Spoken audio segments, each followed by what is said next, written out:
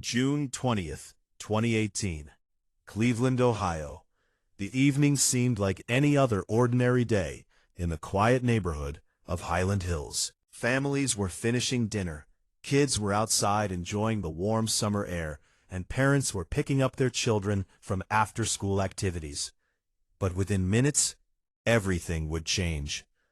At around 7:15 p.m., the Cleveland Police Department received multiple emergency calls reporting gunshots near Lee Road. Witnesses described a terrifying scene. Dozens of shots being fired, people screaming, and cars speeding away.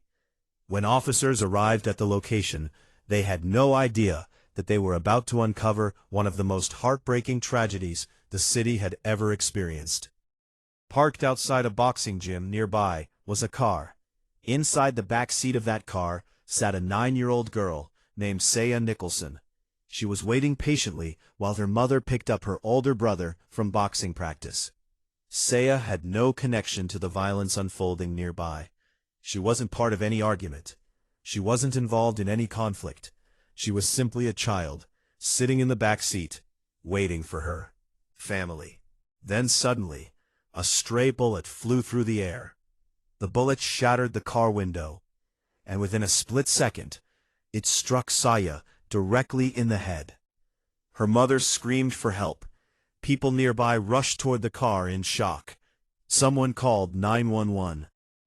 Paramedics arrived within minutes and desperately tried to save her life. Saya Nicholson was rushed to the hospital immediately, but the injury was too severe. Later that evening, doctors pronounced her dead. She was only 9 years old. The city of Cleveland was stunned. A child, completely innocent, had lost her life because of a reckless gunfight between teenagers. Police immediately secured the area and began interviewing witnesses. What investigators soon discovered was shocking. This wasn't a single shooter. Multiple people were involved in the shooting.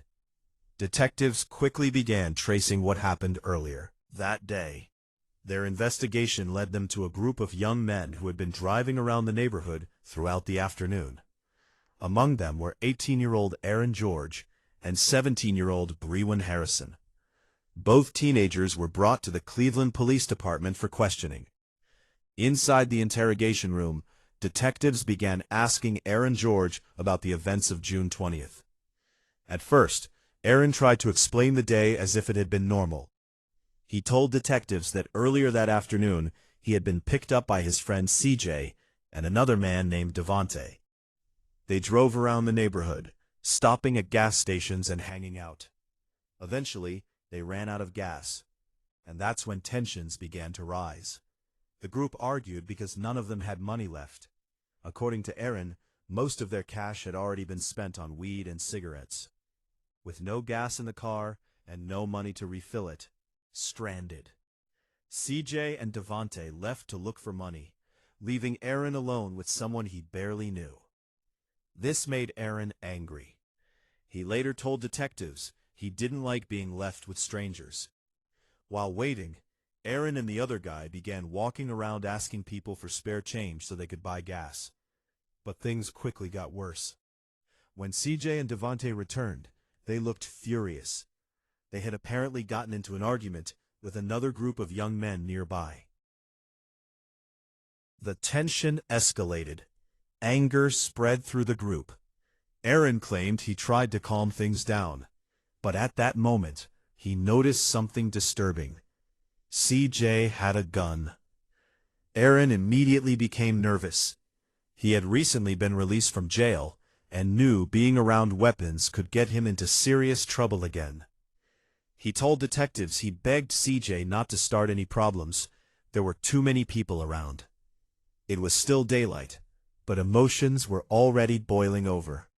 Soon after, the group spotted the same people CJ had argued with earlier. They were standing on a street corner. The moment they saw each other again, the hostility returned instantly. Words were exchanged. Angry looks were thrown. The situation was on the edge of exploding. Aaron tried again to calm CJ down. He even put $2 into a gas pump so they could leave and avoid the conflict. For a moment it seemed like the group might drive away, but instead, everything spiraled out of control. Control. The driver followed CJ's instructions and drove the car toward Lee Road, directly toward the group they had argued with earlier. And then suddenly, gunfire erupted. Shots were fired from the car. More than 24 bullets flew across the street. The other group fired back. The entire area turned into a chaotic gun battle. People nearby ran for cover. Windows shattered. And in the middle of that chaos, one bullet traveled down the street toward the parked car outside the boxing gym. Inside that car sat 9-year-old Saya Nicholson. The stray bullet struck her, ending her life instantly. After the shooting, the car carrying Aaron, CJ, and the others sped away from the scene. Security cameras later captured them driving through nearby streets.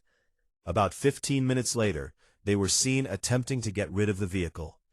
Detectives would later say this was an attempt to destroy evidence.